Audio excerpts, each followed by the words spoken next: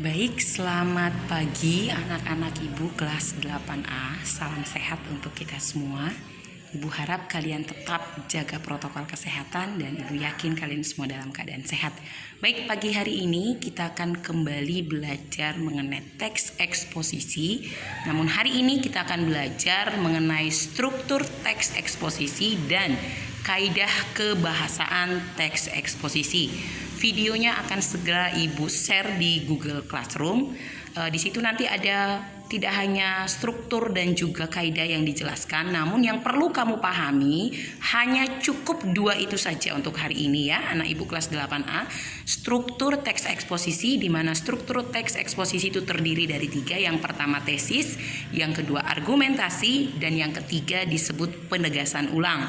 Kemudian kamu juga perlu pelajari dan pahami bahwa kaidah kebahasaan teks eksposisi itu ada 5. Yang pertama menggunakan kata ganti atau pronomina. Kata ganti kita sudah berulang kali belajar ya, bahwa kata ganti itu ada 3. Kata ganti orang pertama, kata ganti orang kedua, dan kata ganti orang ketiga. Nah, yang kedua, kaidah kebahasaan teks eksposisi menggunakan kata sifat atau adjektiva ya. Kata sifat itu contohnya besar, tinggi, banyak, sedikit, dan lain sebagainya. Yang ketiga menggunakan istilah teknis, yaitu kata-kata atau istilah-istilah yang hanya ada pada topik yang akan dibahas. Contoh, jika topiknya mengenai teknologi, pasti ada contohnya gadget, itu istilah teknis.